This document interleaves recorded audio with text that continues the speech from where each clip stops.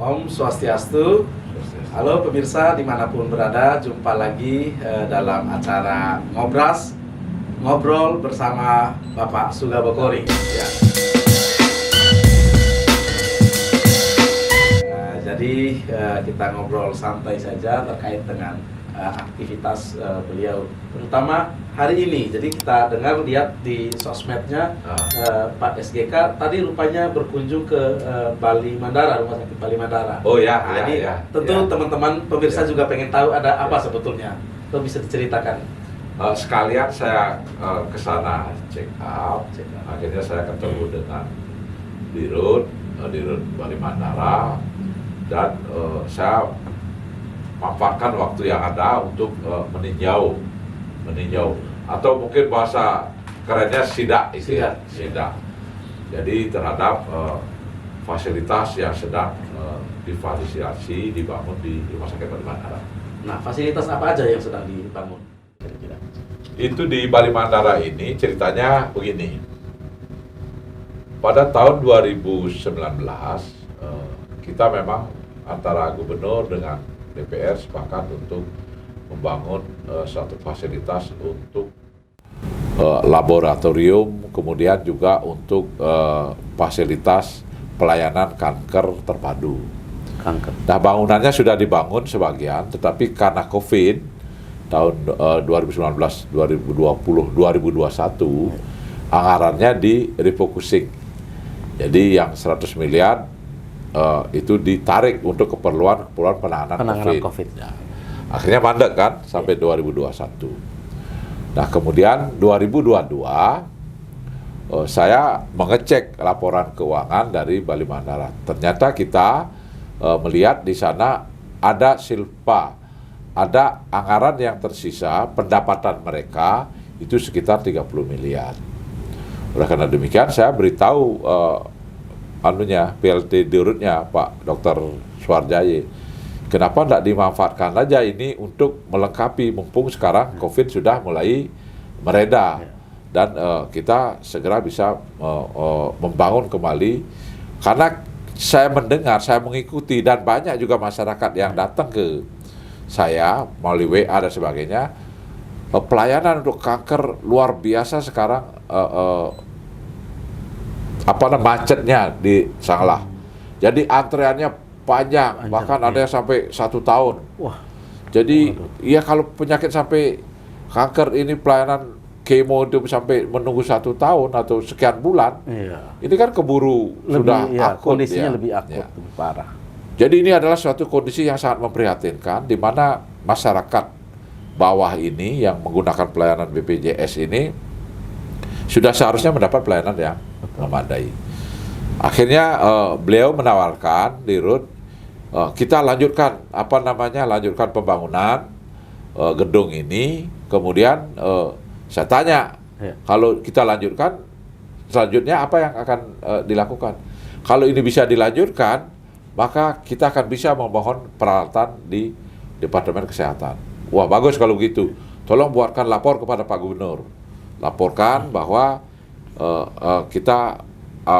Pak Dirut akan mengusulkan kepada DPR untuk melanjutkan pembangunan ini, sambil dengan melanjutkan ini kita melakukan koordinasi ke pusat.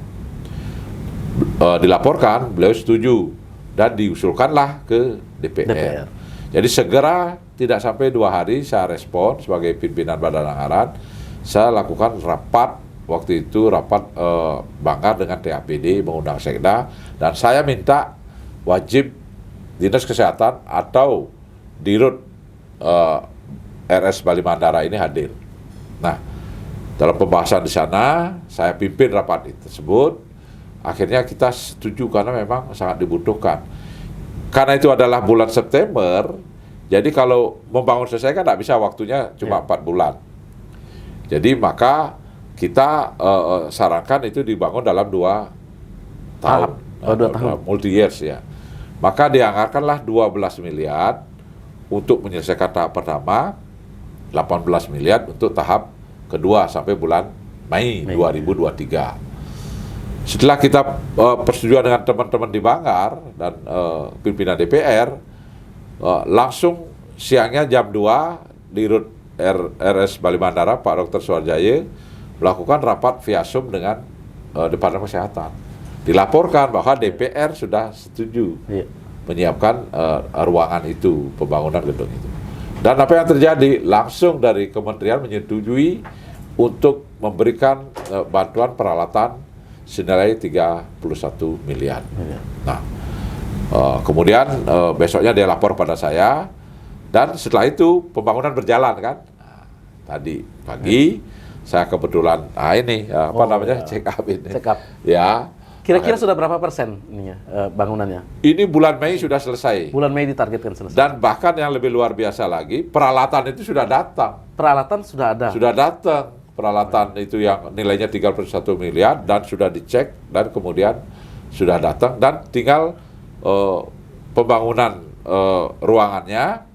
Dan saya tanya dirutnya, kalau ini sudah selesai kapan operasional? Operasional, nah itu bulan sudah. Juni sudah dipastikan akan Juni 2022. 2023. Oh iya, sorry.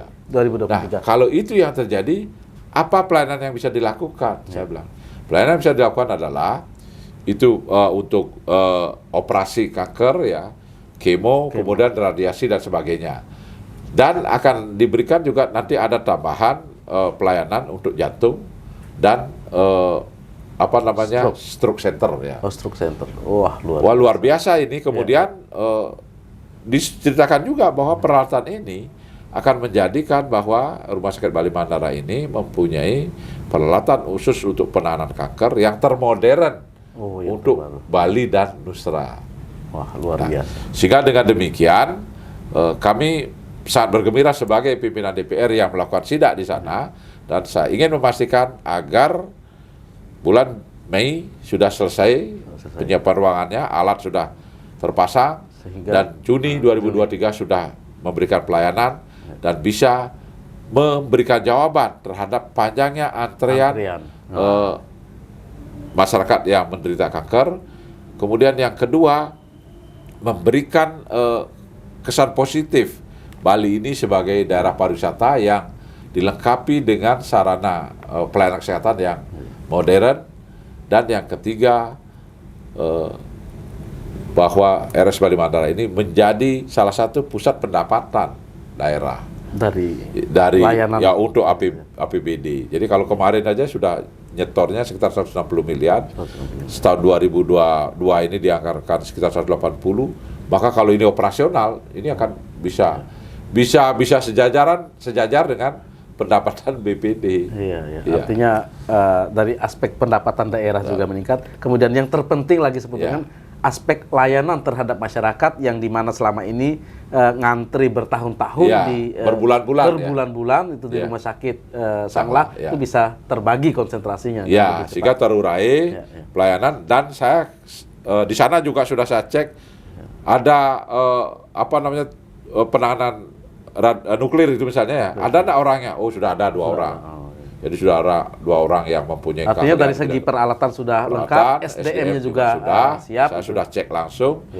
Dan yang nanti saya sarankan itu adalah, jadi bukan arahnya peralatan ini memberikan kesempatan masyarakat untuk bisa untuk di kemoterapi. Bukan hanya sampai di sana. Tapi sampai sembuh gitu loh. Jadi kalau sekarang ini kan orang hari ini di kemo tapi mendapat kesempatan lagi sekarang kan sudah kembali parah. Jadi dilakukan tahapan-tahapan penanganan sehingga kemungkinan sembuhnya itu kan lebih tinggi. Baik, luar biasa. Wah. Pemirsa, jadi kita sudah dengarkan cerita Pak Sugawa tadi itu luar biasa bagaimana partisipasi perjuangan beliau juga itu. Nah, ini juga kalau ada yang bertanya-tanya apa sih fungsi legislatif itu. Jadi tadi itu sekilas sudah diceritakan oleh beliau bagaimana fungsi budgeting jadi dan kontrol. Jadi kalau di awal tadi sudah cerita tentang budgeting, tadi pas waktu ke Bali Mandara itu adalah bagian dari kontrol, pengawasan, tugas pengawasan.